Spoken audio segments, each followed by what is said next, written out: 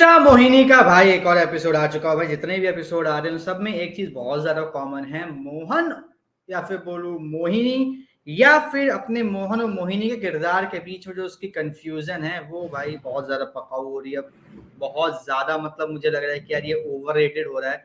इनको अब उस चीज को थोड़ा कंट्रोल करना चाहिए।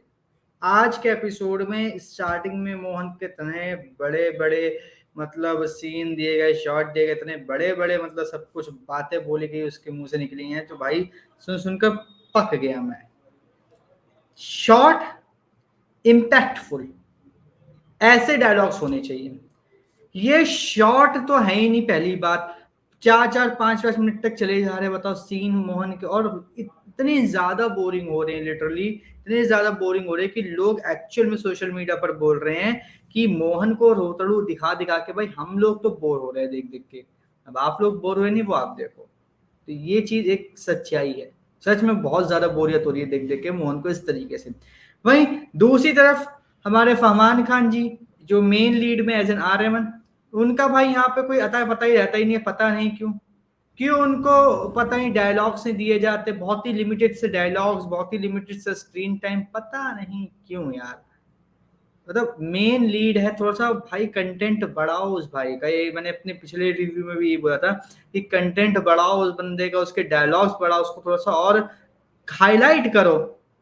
कृष्ण अच्छी तरीके से हाईलाइट है, मोहन तो ओवररेटेड हाईलाइट हो रहा है, ठीक है। आर्यमन का हाईलाइट वाला कोई पॉइंट ही नहीं देखने को मिलता यार। ये चीज अच्छी नहीं लगती यार, बिल्कुल भी नहीं लगती।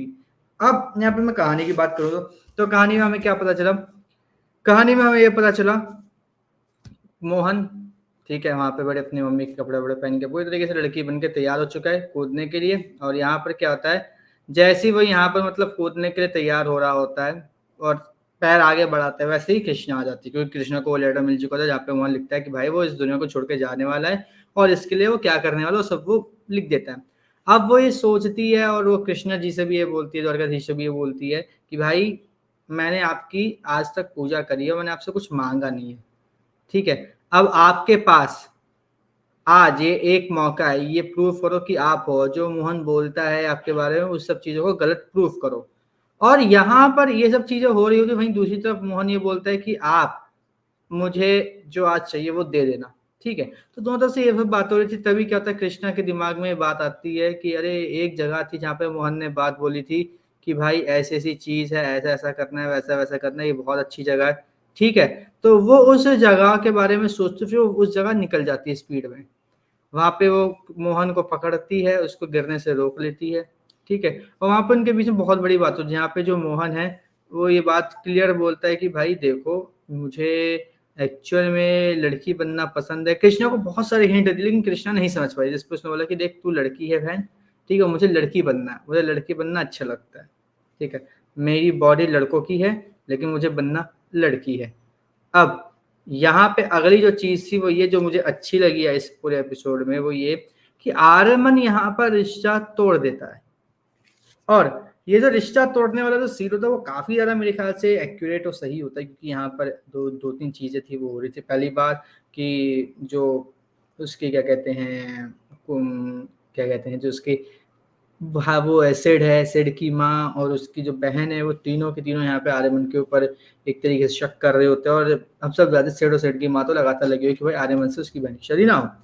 अब यहाँ पे जो उसकी बहन होती है वो ये बोल देती है आर्यमन को कि भाई क्या तुम सच में उसके पीछे गए, तुम्हारा चक्कर क्या चल रहा है भाई, मुझे ये बताओ ये वो। तो वो सब चीजें जो थी वो मुझे अच्छी लगी कि हाँ इतने सारे डाउट्स क्रिएट होने के बाद, इतनी सारी बातें होने के बाद आर्यमन ने खुद बोल दिया भाई जहाँ पे ट्रस्ट नहीं है वहां पे रिश्ता होना भी कुछ सही नहीं, और वो रिश्ता ये तोड़ देता है। तो ये चीज मुझे अच्छी लगी कि हाँ इस तरीके से इन्होंने उस चीज को लेकर गए। और एक और चीज मुझे बड़ी अच्छी लगी, ये शो फ्लैशबैक के पॉइंट ऑफ व्यू से बहुत अच्छा कर रहा है। फॉर एग्जाम्पल जब चिट्ठी मिली, कृष्णा पंडित जी से बोलती है कि मैं अपने भाई को कहाँ ढूंढूं, तो पंडित जी बोलते हैं पुलिस वालों के पास जो वो हेल्प करेंगे।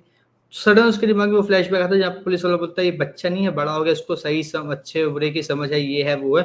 तो वो चीज उसके दिमाग में तुरंत ऐसे स्नैप करके आती है। तो मुझे ये चीज लगी कि हाँ ये लोग फ्लैशबैक के पॉइंट ऑफ व्यू से भी चीजों को अच्छी तरीके से मेंटेन करके चल रहे हैं, चीजें जो हैं वो सही लेके आगे चल रहे हैं।